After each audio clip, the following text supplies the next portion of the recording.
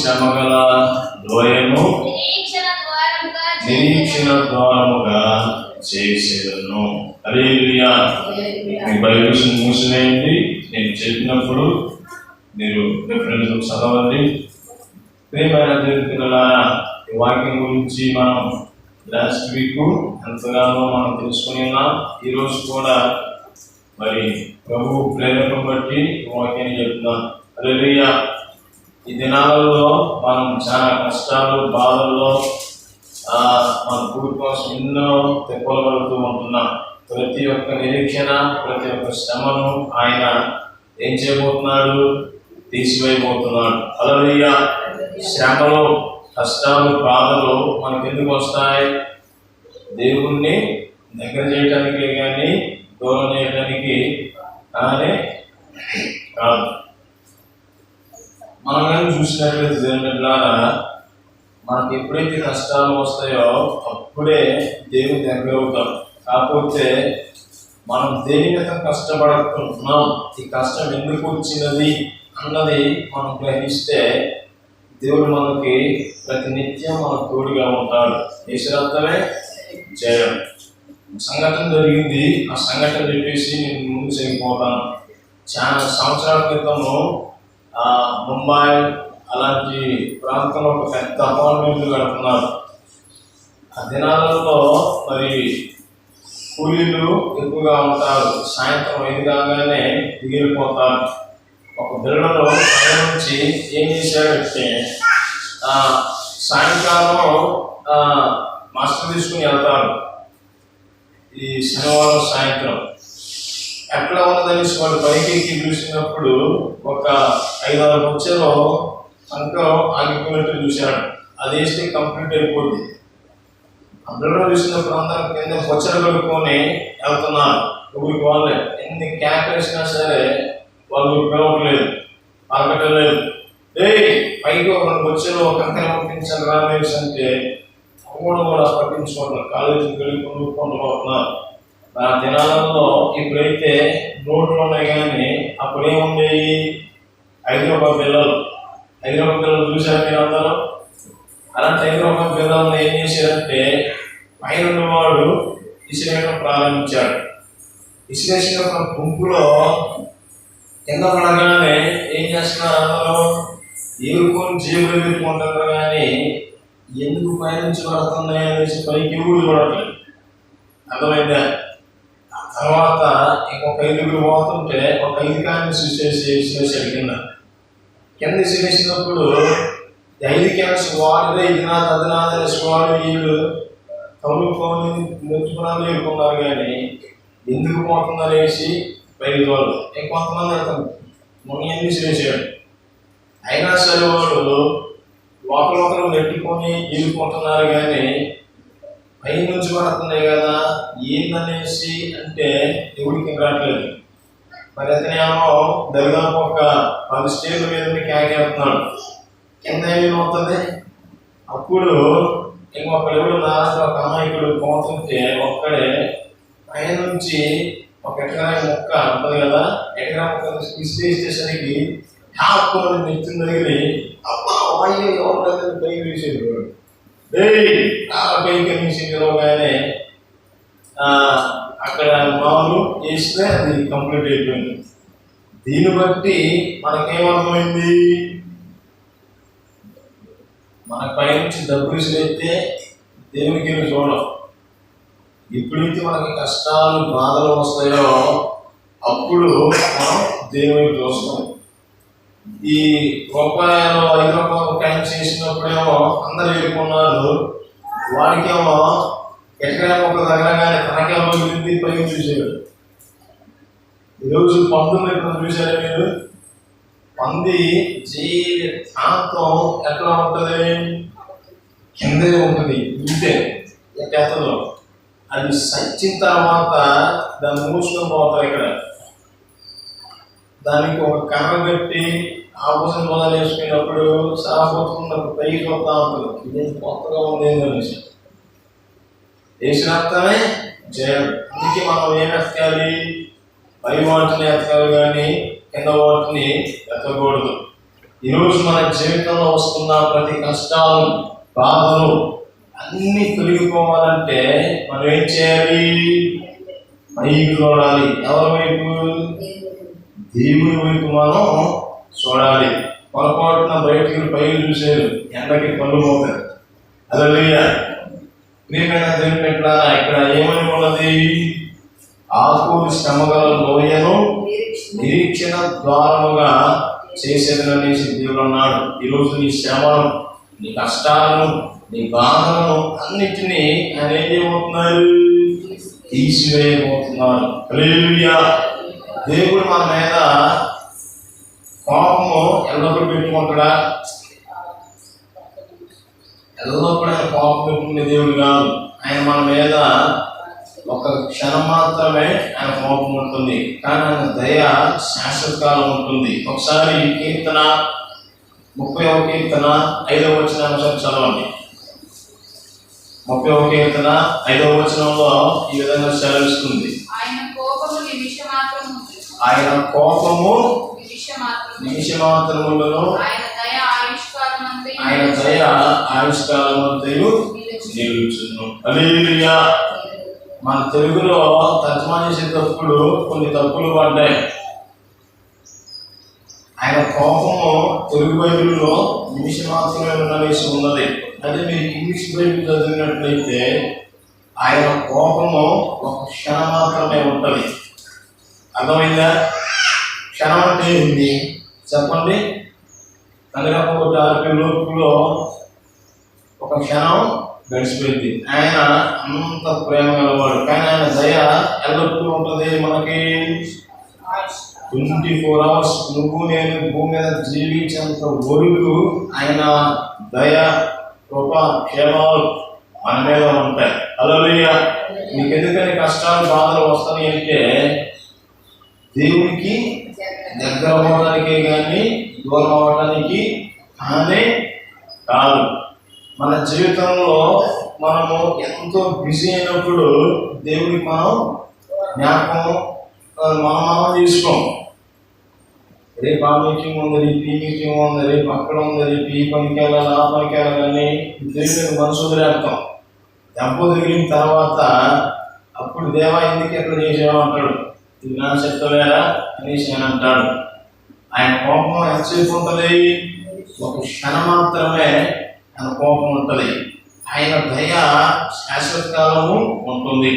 ఈరోజు కష్టాలలో, బాధల్లో ఉన్నవారికి ఆయన ఏం చేయబోతున్నాడు?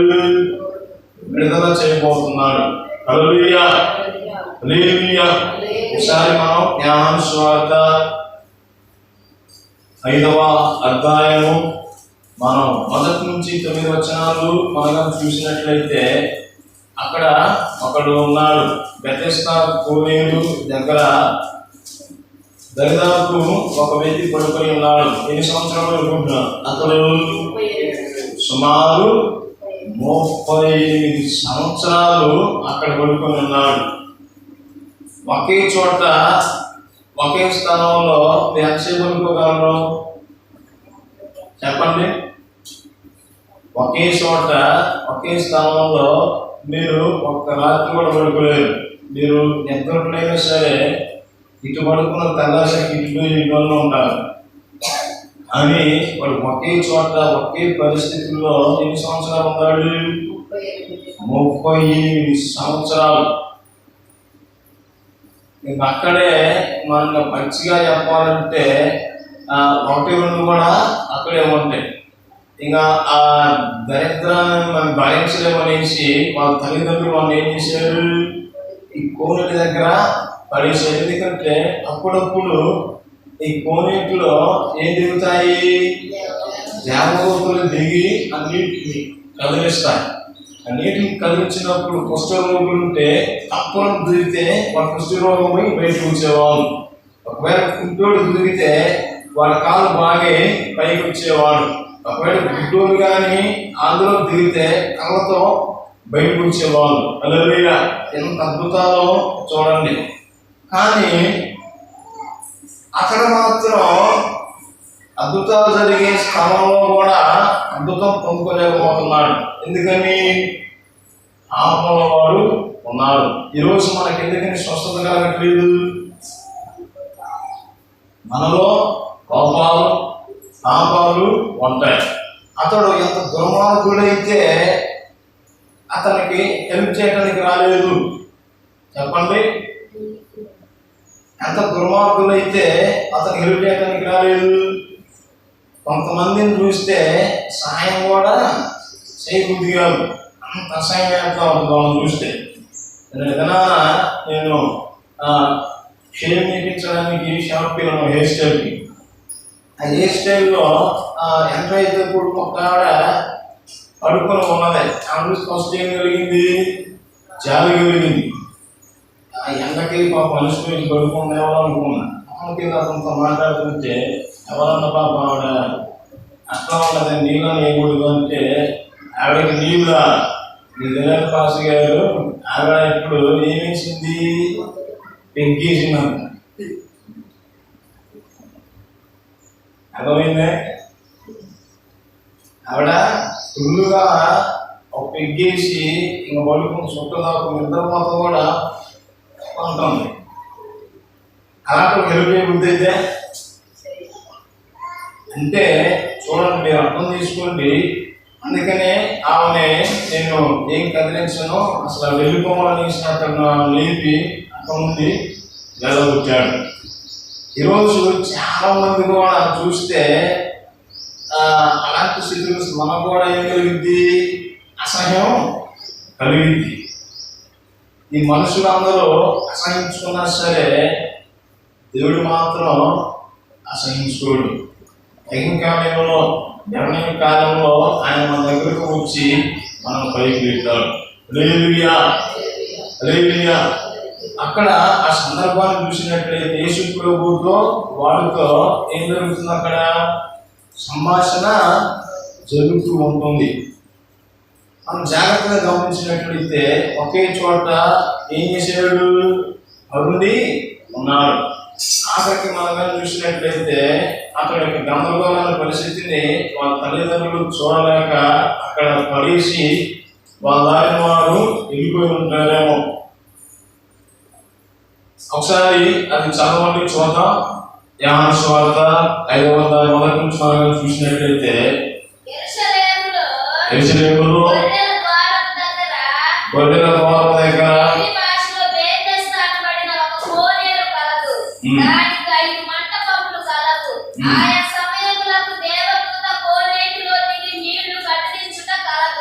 నీరు కట్టించబడిన పిమ్మట మొదట ఎవడు తిన్నునో వాడు ఎట్టి వ్యాధి గలవాడైనను బాగుపడు కనుక ఆ మంటపములలో రోగులు, గుడ్డివారు, కుంటివారు, ఊచకాలు, చేతులు గలవారు గుంపులుగా పడి ఉండిరి.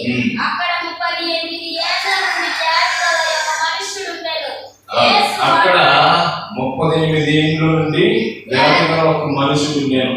యేసు వాడు పడి ఉండుట చూచి వాడప్పటికి బహుకాలం నుండి ఆ స్థితిలో ఉన్నాడని ఎరిగి స్వస్థపడగోరుచున్నావా అని వాడిని అడగగా, ఆ రోగి, అయ్యా, నీళ్లు కదిలింపబడినప్పుడు నన్ను కోనేటిలోనికి దించుటకు నాకు ఎవడును లేడు కనుక నేను వచ్చినంతలో మరి ఒకడు నా కంటే ముందుగా దిగునని ఆయన ఉత్తరమిచ్చెను.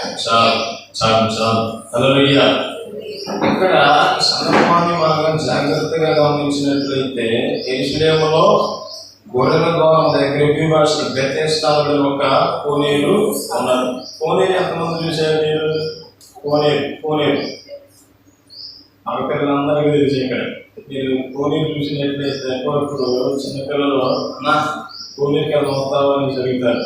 జంగేశ్వరంలో ఒక కోనేరు ఉన్నది. అలాంటి కోనేరు యెరూషలేము యెరూషలేములో ఉన్నది. గొర్రెల ద్వారం అంటే యెరూషలేములో ప్రవేశించడానికి ఎన్ని గుమ్మాలు ఉంటాయి? 12 గుమ్మాలు ఉంటాయి. ఈ 12 గుమ్మాల గురించి నెహెమ్యా గ్రంథంలో ఉంటుంది. వీలైతే మీకు ఒక నోట్ గురించి ఎక్స్ప్లెయిన్ చేస్తాను. హల్లెలూయా. అయితే అక్కడ చాలా మంది రోగులు ఉండేవారు, గుడ్డివారు అందరూ అక్కడ ఉన్నప్పుడు దేవదూతలు ఏ సమయంలో వస్తుందో తెలియదు. తెల్లవారుజామునే రావచ్చు, అర్ధరాత్రి రావచ్చు, లేదా సాయంకాలమే రావచ్చు, నట్టి నెల మధ్యాహ్నం వచ్చినప్పుడు కదిలిస్తా ఉంటాం. వికిడి తప్పకందరూ దూకితే ఏమవుతారు? హీలైపోయి బయటకు వచ్చేవాడు. హల్లెలూయా. అయితే జాగ్రత్తగా మనం కానీ గమనించినట్లయితే యేసు ప్రభువు వారు అప్పుడు ఎక్కడికి వచ్చారు? యెరూషలేముకి వచ్చారు. యెరూషలేముకి వచ్చి దేవాలయానికి వెళ్తున్నప్పుడు అక్కడ జరిగిన సిచ్యువేషన్ ని ఆయన చూశాడు. ఏంటి పరిస్థితి అంటే, ఇతడు తన పరిస్థితి అంతా చెప్పాడు. ఈరోజు మనం స్వస్థత ఉన్నారంటే మనం ఏం చేయాలి? మన బాధ అంతా ఎవరితో చెప్పాలి? యేసుతో చెప్పాలి. అందుకని నేనే మార్గం, నేనే సత్యం, నేనే జీవం, ఎవరైనా నా ద్వారా తప్ప ఎవడను అన్యోదకులని సెలవిస్తున్నాడు. ఈరోజు మన బాధలు ఎవరు చెప్తారు? మన ఫ్రెండ్స్కి చెప్తాం, అవునా కదా? తల్లిదండ్రులకు చెప్పలేని బాధలన్నీ ఎవరు చెప్తాం? ఫ్రెండ్స్కి చెప్తాం. ఫ్రెండ్స్ అంత నమ్మద్రోహులు ఎవరు ఉండరు. నేను చెప్తా, నిజంగా నేను చెప్తా, మన ఫ్రెండ్స్ మన శత్రువులు. మన నిజమైన స్నేహితుడు ఒకే ఒక్కడు, ఆయనే దేవుడు. నీ ఫ్రెండ్స్ ఎలాంటి వాళ్ళు మీరు పసిగట్టాలి. నీతో అవసరం కోరిక నీతో ఉంటారు. అవసరం తీరిన తర్వాత కాళ్ళు పట్టుకొని బయలుకి వెళ్ళిపోతారు. చెడ్డవాడితో స్నేహం చేస్తే మనల్ని ఏమంటారు? ఎంత మంచివాడివైనా చెడ్డవాడని అంటారు. నువ్వు ఎంత బతిపరుడివైనా బతిందుకు తిరిగి ఏమంటారు? చర్చి ఒక దేశం వాడుతూ ఉంటుందనేసి, వీడితో తిరుగుతున్నారనేసి అంటారు. కానీ ఇక్కడ ఎవరున్నారు? యేసు ప్రభువు ఉన్నాడు. అందుకని ఆయన కేవలం పేరు నిజమైన స్నేహితుడు. నిజమైన స్నేహితుడు విడవక ప్రేమించును. ఈరోజు నమ్మద్రోహాలు ఎక్కువైపోతున్నాయి. జాగ్రత్తగా ఉండాలి. నీ ఫ్రెండ్స్ వెళ్ళిపోటు పోస్తే అది ఎంత తీవ్ర స్థాయికి వెళ్ళిపోద్దో చెప్పలేము. నేను ముందుగా చేసుకుని చెప్తా, నాకు బెస్ట్ ఫ్రెండ్ అన్నది ఎవరు కూడా నాకు లేదు. మీరు ఎప్పుడైనా సరే గమనించండి, ఒంటరిగా వెళ్తా, ఒంటరిగానే వస్తా. అవసరాన్ని బట్టి మనం పక్కన జరగని ఆడిన దేవుడు ఏమైనా దైవం అని ఉండకూడదు. హల్లెలూయా. అయితే దేవుని ఎట్లారా అక్కడ యూత్ కూడా చాలా మంది రోగులు ఉన్నారు కదా, మరి వాళ్ళని వీడితో పాటు పట్టుకొని దూకితే వాళ్ళు పైపోతారు కదా. అలాంటి పరిస్థితుల్లో చేయవచ్చు. కానీ ఇక్కడ వాడికి హెల్ప్ చేయడానికి కూడా తల్లిదండ్రులు రాలేదు, అట్లనే వాళ్ళ ఫ్రెండ్స్ రాలేదు. కానీ ఆ ప్రాంతంలో ఆ దినాన యేసు ప్రభువు వారు వచ్చారు. హల్లెలూయా, హల్లెలూయా. అయితే దేవుని అక్కడ మనం చూసినట్లయితే 5 వారంలో అక్కడ 38 ఏళ్ళ నుండి వేదగల ఒక మనుషుడు నేను యేసు వారు పవిత్రత చూచి వాడిప్పటి కాలం నుండి ఆ స్థితిలో ఉన్నాడని ఎరిగి స్వస్థత పడకూర్చున్నావా అని వారిని అడగగా, అరోగి అయ్యా, నీరు కదిలింపబడినప్పుడు నన్ను కోటలో నుండికి దించుటకు నాకు ఎవడనూ లేడు కనుక నేను వచ్చినంతలో మరి ఒకడు నాకంటే ముందుగా దిగునని ఆయనకు ఉత్తరం ఇచ్చాను. యేసు నీవు లేచి నీ పలుపెత్తుకొని నమ్మని వాడితో చెప్పగా వెంటనే వాడు స్వస్థత నుండి తన పలుపునెత్తుకొని నడిచాను. హల్లెలూయా, హల్లెలూయా. ఎక్కడ మనం జాగ్రత్తగా గమనించినట్లయితే వాడు ఎన్ని సంవత్సరాలు కూడా ఉన్నాడు? అక్కడ 38 సంవత్సరాలు. 38 సంవత్సరాలలో వాడు ఒకే దినమందు, ఒకే నిమిషం ముందు స్వస్థత పొంది పరుగెత్తుకొని వేశాడు. హల్లెలూయా. ఇప్పుడు నీకు పారాలసిస్ కానీ ఏదైనా అనారోగ్యం వస్తే మీరు హాస్పిటల్కి వెళ్తారు. హాస్పిటల్కి వెళ్ళిన వెంటనే మీరు బాధపడతారా? ఏం చేయాలి? ఉదాహరణకు చెయ్యిగా మిగిలిందనుకో, చెయ్యి ఒకలో దాన్ని కట్లేస్తారు. కట్లేసినప్పుడు ఆ కట్టిన రోజులు ఉంటుంది 40 రోజులు దాకా ఉంటుంది. అర్థమవుతుందా? కానీ ఇక్కడ యేసయ్య వచ్చి అతన్ని ఏం చేశాడు? స్వస్థపరిచాడు. ఆ స్వస్థత పరచగానే దెబ్బకే వాడు ఏం చేశాడు? లేచి పరిగెత్తుకొని వెళ్ళారంట. ఈరోజు మనం కూడా ఇలాంటి ఏక స్థితిలో ఉంటే ఈరోజు నువ్వు ఎవరి వైపు చూడాలి? దేవుని వైపు నువ్వు చూడాలి. కొంతమంది దగ్గరికి దేవుడే స్వయం వస్తాడు, ఇంకొంతమంది దేవుని యొక్క కూడా వెళ్ళిన వాళ్ళు ఉన్నారు. హల్లెలూయా. ఇంకా మనం జాగ్రత్తగా గమనించినట్లయితే దేవుని బిడ్డలారా, యేసయ్య దగ్గరకు వచ్చి ఒక ఆవిడ స్వస్థతను పొందుకుంది. ఆవిడ పేరేంటి? నీకు లాస్ట్ వీక్ చెప్పాను. ఏంటి ఆవిడ పేరు? వెరోనికా. అందరూ చెప్పండి. ఆవిడ గురించి యోహాను సువార్తల్లో ఉంటుంది, మీరు తర్వాత చదువుకోండి. అయితే గుంపుగా వెళ్తున్నప్పుడు ఆయన వస్త్రాలు వచ్చి ఆవిడ వస్త్రాన్ని వెనకమాల పట్టుకుంది. దిబ్బనే ఆవిడకున్న ఆ యొక్క వ్యాధి తక్షణమే నయమైపోయింది. అక్కడ గురించి రాయబడి ఉంటుంది. వైద్యుల చుట్టూ తిరిగింది, హాస్పిటల్ చుట్టూ వెళ్ళింది, కానీ ఎవరికి నయపరచలేకపోయారు. ఈరోజు యేసయ్యకు వస్తే ఆయన ఏం చేస్తాడు? స్వస్థత పరుస్తాడు. హల్లెలూయా. నీ శ్రమలు, నీ యొక్క ఆటంకాలు, నీ యొక్క ఎలాంటి స్థితిలో నీకున్నా సరే ఆయన ఏం చేస్తాడు? స్వస్థపరుస్తాడు. హల్లెలూయా. అందుకని ఆయన వాగ్దానం చేస్తున్నాడు, ఏమని? నేను శ్రమ కలిగిన ఆకోరు లోయను నిరీక్షణ ద్వారముగా నేను చేస్తాను. ఈ ఆకోరు లోయ గురించి మనం చూసినట్లయితే హోషేయ గ్రంథము 6-7 అధ్యాయాలలో రాయబడి ఉంటుంది. పాపం చేయగానే ఆ పాపమంతా పట్టుకుని ఏం చేశారు? రాక కుట్టి చంపి అగ్నితో కాల్చి దాని మీద రాక కుప్పలుగా వేశారు. ఈరోజు మనం పాపం చేస్తే మనకి కలిగేది ఏంటి? శాపాలే. కానీ మనకు వచ్చే కష్టాలు ఎవరి ద్వారా వస్తాయి? సాతాను ద్వారా కష్టాలు వస్తాయి, బాధలు సాతాను ద్వారా వస్తాయి, వ్యాధులు సాతాను ద్వారా వస్తాయి, ఉపద్రవాలన్నీ ఎవరి ద్వారా వస్తాయి? సాతాను ద్వారా వస్తాయి. నువ్వు శ్రమలు పొందుతున్నావు అంటే అది ముందుగా ఎవరి దగ్గరికి వెళ్ళి వస్తుంది? దేవుని దగ్గరికి వెళ్ళి వస్తుంది. ఈరోజు నేను పలానాను శోధిస్తా, పలానాతో నేను శోధిస్తా, నిన్ను లేవని దూషించడానికి నేను చేస్తాను అనేసి పిటిషన్ పెడతాను దేవుని దగ్గరికి వెళ్ళి. మనకి ఉదాహరణకు బైబిల్ చూసినట్లయితే యోబు ఎలాంటి వాడు? నీతిమంతుడు, యథార్థవంతుడు, న్యాయవంతుడు, దేవుని యందు భయభక్తులు కలిగిన వ్యక్తి. అలాంటి వ్యక్తిని కూర్చి అపవాదైన శాతం ఎక్కడికి వెళ్ళింది? దేవుని యొక్కకు వెళ్ళి ఫలానాతనం నీ గురించి ఎట్లా ప్రకటిస్తున్నాడు, నీకు బలు అర్పిస్తున్నాడు, నువ్వే గొప్పడు, భూలోకంలో ప్రకటిస్తున్నాడు, ఏందాడు సంగతి అంటే ఏమేమి ప్రభువా నువ్వు సకలేశ్వరాలు ఇచ్చావు, నువ్వు ఇచ్చిన ఐశ్వర్యాలను బట్టి అతను నేను గణపరుస్తున్నాడు, అన్ని మొక్కలు తీసే నువ్వు నీ దగ్గర వెళ్ళిపోతాడనేసి పిటిషన్ పెట్టింది. అయితే కాసుకో, యోబు నన్ను మాత్రం ఒక మాట వాడాడు అనేసి సాతానుతో ఏసరి ఏం చెప్తాడు. యెహోవా కిందకి ఏం చేస్తుంది? అతను కలిగిన సమస్తాన్ని సర్వనాశనం చేస్తుంది. అదే కాకుండా ఇంకేం చేస్తుంది? యోబుని మొహాన్ని టచ్ చేయడానికి వచ్చినప్పుడు ఏం జరుగుతుంది? దానికి కరెంట్ షాక్ కొట్టి ఏకబడింది. మీరు కరెంట్ షాక్ కొట్టింది ఎప్పుడన్నా?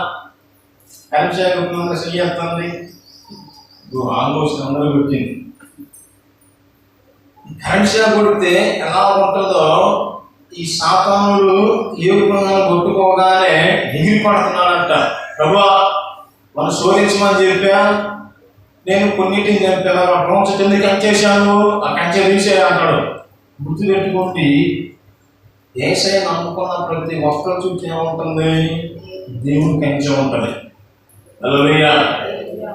దేవుని కంచె ఉంటుంది. మన ఇళ్ళకి ప్రహరీ గోడలు ఉన్నాయి. ఈ ప్రహరీ గోడలు ఉన్నట్టు ప్రతి ఒక్కరు యేసయ్య నమ్ముకున్న ప్రతి ఒక్కరికి ఏముంటాయి? కంచె ఉంటుంది. ఈ కంచె అప్పుడప్పుడు ఏం చేస్తూ ఉంటారు, తెలుస్తూ ఉంటాం. ఇంట్లోకి వచ్చినప్పుడు ఏం చేస్తాం? గేటుకి తీస్తాం, తీస్తేనే లోపలికి వెళ్తాం. అట్టనే ఆ కంచెను దాటుకొని సాతానుడు వస్తాడు. దేవుని బిడ్డ గమనించిన తర్వాత యోబు కుటుంబం అందరినీ చంపేస్తుంది. చంపేసిన తర్వాత ఏమన్నాడు? యెహోవా ఇచ్చాను, యెహోవాయే తీసుకుని పోయిన యెహోవా నామానికి స్తుతి కలుగునుగా అని అంటాడు. ఎలాంటి స్థితిలో ఎంతమంది కృతజ్ఞత దేవుని చెప్పగలరు? గుండెగా చేయడం చెప్పాను. ఇప్పుడు ఒకే రోజు మీ పిల్లలు చచ్చిపోయి లేదా మీ తండ్రిలో చచ్చిపోతే మీరేమంటారు? దేవుడా ఎందుకు ఎట్లా చేసామా నేను దేవుని అడగను, అవునా? అది ఎవరేమన్నాడు? యెహోవా ఇచ్చాను, యెహోవాయే తీసుకుని పోయిన అనగానే సాతానుడికి ఇంకా పిచ్చిలేసి తనకాయ అక్కడ తిరగకుండా సిగ్గుతో ఎక్కడికి వెళ్ళింది? పరలోకానికి వెళ్ళింది. వెళ్ళి ఏం ప్రభువా వాడు ఎక్కడ చేసినా సరే నేను స్తోత్రాలు చెప్తున్నాడు, ఈసారి ఇంకొక అవకాశమే, వాడి శరీరం మీద నాకు అవకాశం ఇచ్చి వాళ్ళు లేపేస్తా అంటే చంపడానికి నీకు అవకాశం లేదు, అధికారం లేదు. శరీరాన్ని ఏమైనా తీసుకో, బాధ కలిగించు, రోగం పెట్టు కానీ చంపేవాళ్ళకి మొదలు పెట్టమన్నాడు. దీన్ని బట్టి చూస్తే మనకు అనారోగ్యాలు వస్తాయి. ఎందువల్ల వస్తాయి? సకాలుడు వచ్చి మనకు అనారోగ్యాలు పెడతారు. ఈరోజు కిడ్నీ ఫెయిల్ అయిందంటే, కింద జబ్బులు ఉన్నాయంటే, థైరాయిడ్ ఉన్నాయంటే, దగ్గు, జలుబు, తలనొప్పి, ఇంకా చెప్పుకోలేని రుగ్మతలతో బాధపడుతున్నట్టే ఎవరు పెత్తనం చేస్తున్నారు నీ మీద? సాతానే. యేసు ప్రభువుని మనం జాగ్రత్తగా గమనించినట్టు రోగులు అందరినీ స్వస్థపరిచిన తర్వాత ఏమంటాడు? ఇంక నువ్వు పాపం చేయగలగా అంటాడు. అర్థమైందా? అంటే మన పాపమే మనల్ని ఆ విధంగా చేస్తుంది. సాతానుడు ఎప్పుడు మన మీద ఏం చేస్తాడో దెబ్బలేస్తూ ఉంటాడు. నలుగురు కలిసి మాట్లాడుకుంటుంటే ఆ నలుగురు కలిసి మాట్లాడుకునే దాంట్లో ఏమవుతుంది? దోషం ఉంటుంది. స్థానమైన మాటల్లో దోషం ఉంటుంది. ఈ దోషాన్ని బట్టి వాడు నీ దగ్గరకు వస్తాడు. వాడు దూతం నీ దగ్గరకు వచ్చి నేనేం చేస్తాడు? గాయపరిచి వెళ్ళిపోతాడు. గాయపరిచి నువ్వు వేళ దేవా ఎందుకు ఎక్కడ చేశావు, నా మీద నీకు జాలి లేదా, కరుణ లేదా, నువ్వు ఉన్నవా లేవా అనేసి మనం అంటే వాడు నవ్వుతాడు. దేవుడే ఇచ్చాడు, దేవుడే తీసేస్తాడు అనేసి మనం ఉన్న రోజు తప్పకుండా సాతాను గాడు ఓడిపోతాడు. వెంటనే యోగుకి 1% పోతే తిరిగి ఎంత వచ్చింది? మళ్ళీ దానికి ఉన్నంతలుగా వచ్చింది. ఈ మొదటి అధ్యాయంలో చూస్తే అతను సమస్తం పోయింది. యోగు గ్రంథం చివరి అధ్యాయంలో చూసినట్లయితే అతను ఏదైతే పోగొట్టుకున్న అంతకి ఉన్నంతలుగా వచ్చింది. అతని శరీరం కూడా ఎట్లయిపోయింది? పసిపిల్లల దేహం వల్లే అయిపోయింది. మన దగ్గరికి బొడ్డబాయతాడు. అలాంటి దేహంతో యోగు ఎన్ని సంవత్సరాలు? సుమారు 140 సంవత్సరాల దాకా బతికినట్టు, అతను మళ్ళీ తన పిల్లలు అన్నట్టు కూడా బైబిల్లో ఉన్నది. దేవుడు నీ కష్టాలను, నా కష్టాలను, నీ శ్రమలను, మన శ్రమలను అన్నిటినీ ఆయన ఏం చేస్తాడు? సంతోషంగా మారుస్తాడు. అందుకనే నేను శ్రమ కలిగిన ఆకులయను నిరీక్షణ ద్వారముగా చేస్తానని ప్రభు సెలవిస్తున్నాడు. ఈరోజు దేని కోసం నిరీక్షణతో ఎదురు చూస్తున్నావో, నువ్వు యేసయ్యను పట్టుకొని ఆయన నువ్వు ఆధారం చేసుకొని ఆయన వైపు చూడు. ఈ భారం నా మీద మోపు నేను తీరుస్తానని ఆయన అన్నాడు. ఈరోజు మనందరం సొంత ఆలోచనలు, సొంత జ్ఞానంతో మనం ప్రయత్నిస్తే అది విఫలమైపోయింది. నీకు ఎన్ని బాధలు, ఎన్ని కష్టాలు వచ్చినా సరే మీరు దేవుని మీద భారం వేయండి. మన భారం మనం మోయరు. అర్థమైందా? మన భారం మనం మోయరు. ఆ భారం మీరు దేశం మీద వేసినట్లయితే ఆయన నీకు ఏం చేస్తాడు? విశ్రాంతిని కలగజేస్తాడు. నీ శ్రమను తీసివేసి నీకేమిస్తాడు? ఆయన ద్రాక్ష చెట్టుని ఇస్తాడు. ద్రాక్ష తిన్నారు ఎక్కడన్నా? తినడానికి చేయొద్దండి. ఎంత బాగుంటాయి. నేను డైలీ ఒక ద్రాక్ష తింటూ ఉంటాను. అలా చాలా బాగుంటాయి. అవి తింటే మనకు మంచి ఆరోగ్యం, బ్లడ్ వస్తుంది. మీ కష్టాలు బాధలు తీసివేసి ద్రాక్ష చెట్టుని ఆయన సంతోషాన్ని ఆయన ఇస్తాడు. కావున దేవుని బిడ్డలారా, ఈరోజు నీ కష్టాలు ఏదున్నా సరే మన సొంత చిత్తం మీద ఆధారపడకుండా దేవుని వైపు మనం చూద్దాం. ఇంకొక పత్రిక 12వ అధ్యాయం 1 నుంచి చూసినట్లయితే విశ్వాసం కర్తయి దాన్ని కొనసాగించాలని యేసుక్రీస్తు వైపు మనం చూస్తే ఓపికతో మన పెంటలో మనం ఏం చేయాలి? పరిగెత్తాలి. పరిగెత్తడం అంటే బతకడం కాదు. ఈ జీవనయాత్ర సాగుతున్నప్పుడు మనలో ఆపాలు అనేవి లేకుండా, అర్థమవుతుందా? సాతానుడు బలంగానే మనల్ని శోధించడం, సులువుగానే మన చుట్టులు పెడతాడు. ఈరోజు మీ పనికి ఆదివారం ఇంకా సేపట్లో పని ఉంటుంది, పనికి పోవాలి, తొందరగా అయిపోతే బాగుంటుంది, మనసులో గందరగోళం అవుతుంది.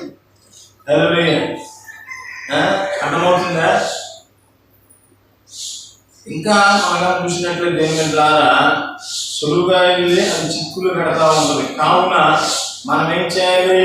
దేవుని మీద ఆధారపడి ఆయన కోసం మనం జీవించినట్లయితే ఎలాంటి సమస్య అయినా సరే మీ ఎదుట దానిని ఆయన నాశనం చేస్తాడు. గుర్తుపెట్టుకోండి, మనం ఏ శోధన అయితే భరించగలమో ఆ శోధనే ఆయన మనకు అనుగ్రహిస్తాడు.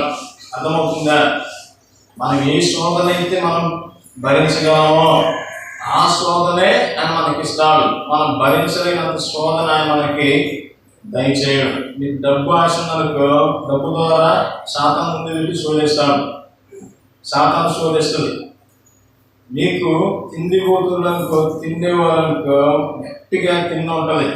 ఆ రోజు మీకు ఉపవాసం ఉన్నప్పుడు మీ కళ్ళ ముందు మీకు నచ్చినవి కనొస్తాయి. నేను ఫస్ట్ టైం ఉపవాసం ఉన్నప్పుడు వ్యాకేషన్ కూడా తీసుకోవాలి 2012లో.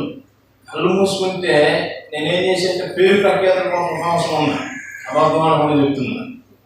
పేరు కోసం ఉపవాసం ఉన్నాను. వ్యాకేషన్ తీసుకోవాలి. 7 రోజుల ఉపవాసం ఉంటే కళ్ళు మూసుకుంటే అన్ని ఎగ్గిపోపులు, దులిపసందులో, చికెన్ ముక్కలో, చికెన్ పొగడి కావస్తుంది. దేవుడా నేను అన్నం పెడతానని ఏ రోజు ఎప్పుడు గెలిచిపోతే బాగున్నాయని నేను చదువుకునేవాడిని. దేవుడు గీ అని చెప్తా ఉంటాను. అర్థమవుతుందా? ఇలాంటి ఉపవాసాలు చేసి మనం ప్రాణాల మీదకి తెచ్చుకోవద్దు. మనం ఏ శోధన అయితే జయించగలమో ఆ శోధనే మనకు అనుగ్రహించగలరు. ఉదాహరణకి మీ కాడ ఫోన్ ఉంది, పక్కన ఏమన్నా ఫోన్ చేసుకుని వెళ్తానంటే మీరు ఏం చేస్తారు? ఫోన్ వేస్తాం. అది ఫోన్ బాగుంది, ఒకసారి గోడ తీసి కొడతాను, యాడ్ తీసి కొడతాను, పట్ట కొట్టామనుకో మనకి ఎట్లా ఉంటుంది? కోపం వచ్చి మనం పట్టుకొని 4 మంది మనం పెడతాం. అవునా? మనమందరం ఎవరి పెట్టడం? ఏసై పెట్టడం, దేవుని పెట్టడం. సాతాను మనల్ని తీసుకున్నప్పుడు మనం ఏ శోధన అయితే జయించగలమో ఆ శోధనే మన మీద ప్రయత్నం జరిగింది. కానీ అంతకుమించి శోధన మనకి దేవుడు, ఎందుకంటే మన మీద జాలు చూపే దేవుడై ఉన్నాడు. కొడుకులపై తండ్రి జాలు చూపించినట్టు నేను నీ మీద జాలు ఉంటానని చెప్పాడు. కావున ఈరోజు మీ భారం, బాధ, బలహీనత ఏదన్నా శైలేమో ఆయన మీద వేయండి. తప్పక ఆయన మిమ్మల్ని ఆదుకుంటాడు. మీ శ్రమగల లోయము సంతోషంగా, నాట్యంగా మారుస్తాడు. కృపగల దేవుడు మీ అందరికీ అనుగ్రహించును గాక. ఆమేన్. ఆమేన్.